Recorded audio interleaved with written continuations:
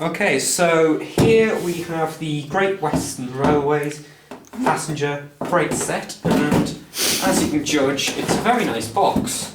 You can see it's got all the information that you need, and as you can probably gather, I had you fooled there, the interior of the box is actually down here. Really had you going. So, this is the second attempt at this, thanks to the cameraman.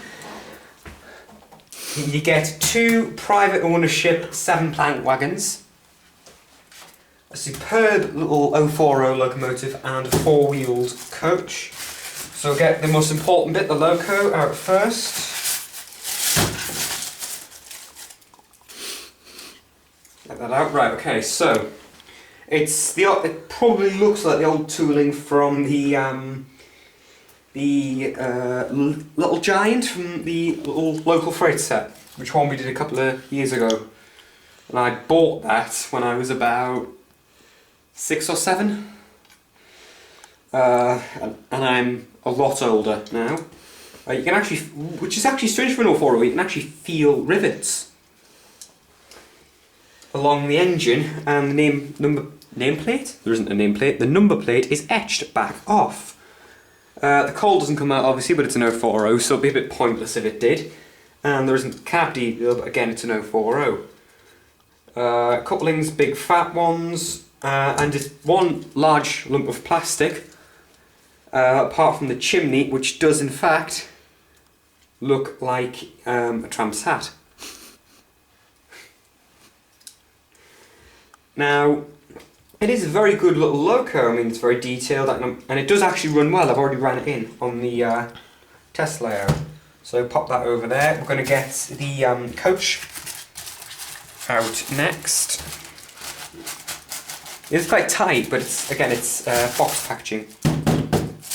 Get rid of the tissue paper. Meow. Cat's been out. It's a first, third composite 4-wheeled Great Western Railways 4-wheeled coach.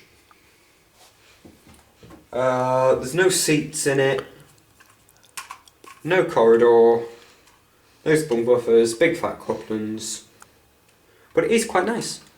I do like 4-wheeled coaches, but I wouldn't have loads of them on layout. I mean, you can't do like a mainline express service with 30 4-wheeled coaches being pulled by a huge express engine.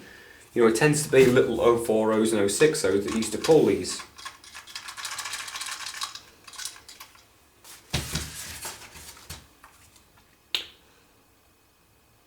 We'll move on to the private ownership wagons that are in here. Private ownership obviously says that they're owned by a private company.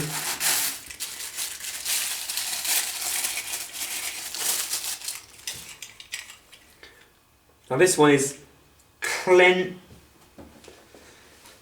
should put my glasses on. Clenafford. Now Port Talbot, I thought it was in Devon, but it must be in Wales. It says empty at Clenafford Quarry, Dyffryn Yard, Port Talbot. It's number 2277, because even the wagons had numbers. And it's an alright detailed little wagon. And again, you can see it's got little buffers which aren't sprung. So we'll move on to the next wagon. And I've already got one very similar to this. In fact, I've got one exactly the same to this in a Hornby wagon pack. This is, excuse me, this is Mr. T. Threadgold of Woking, which is in Surrey. And this wagon is number 1915. I actually already have a wagon exactly the same to this, so what I'm going to do is I'm going to put a felt tip pen mark on the bottom so I know this one was from this set, because I like to know where each individual thing came from. Weirdly, again, you can feel no rivets, but you can feel the gaps, no etchings. So pretty much what we're going to do is we're going to go down to the layout and see. No, I'm not going to do the dwarf voice, and see how it runs. So, little loco, pop it on here, and see what she runs like. That's actually not really what you'd expect from a Hornby 040. Hornby 040s are notorious for being faster than what they should be. But this little engine can go slowly, or it could go quickly.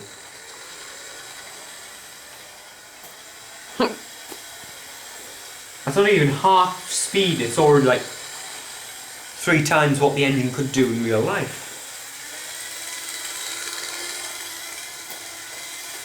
And that's faster than Green Arrow. Still faster than Green Arrow.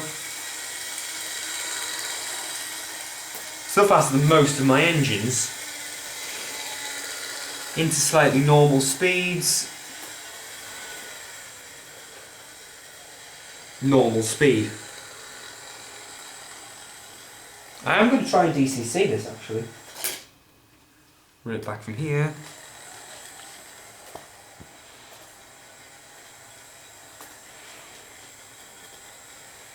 Now we'll get whatever I can reach first.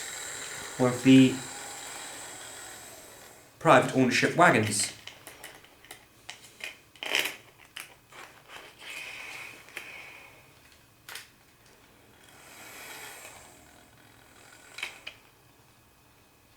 You can actually see the wagon is roughly the same height as the loco. How strange.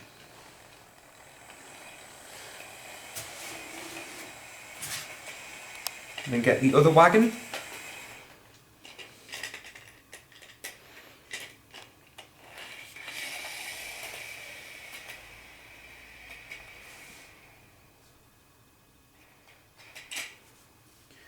And the coach.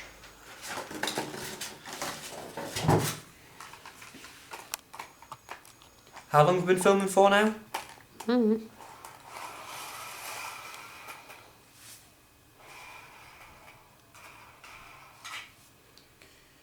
And we'll see what all of this is like.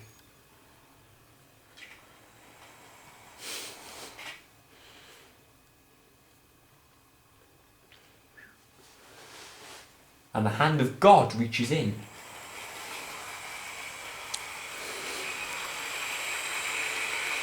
This is very good. I mean, I remember being a very small child, about 5 or 6, and spending hours and hours sitting in the middle of a Hornby train set just going,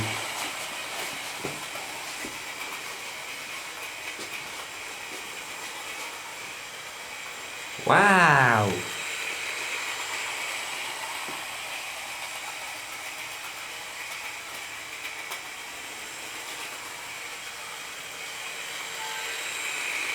If you hear really carefully, you can actually hear the engine.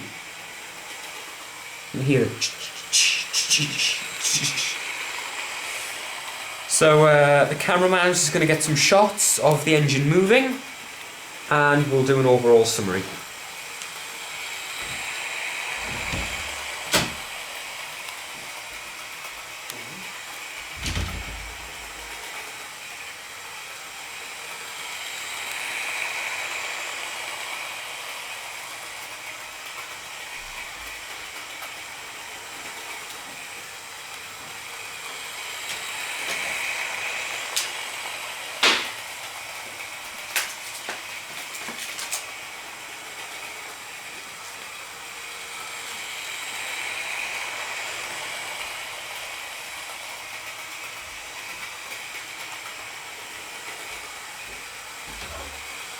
Right, okay. I'm back. Overall summary. There's nothing bad to really say about the train set, but there's nothing good either. Because it is only the bog standard 040 couple of coach and a wagon, or couple of coach and a brake van train set. It's what, if you're only 4 or 5 and still believe in Santa, apart from the fact I've got something to tell you, this is pretty much what you would want. Nothing too big, but nothing too small. It's just, you know, an ideal size to start off with, and I think it is a lovely little locomotive, pulling two very, very nice wagons, which I'm going to put a bit of blue tap in one of them. And it hasn't actually slowed the engine down by very much. And a coach, a four-wheel coach, which I think is fantastic. And if we're unable to fit the DCC chip into the engine, I'm going to put it in the coach. So I definitely think it is fantastic, and I would thoroughly recommend this set, because it is only about £50. It is quite a cheap train set. It is very, very cheap. I'm going to put it in the other one. Oh, Christ. Although everything does have four wheels, so it's easy to derail.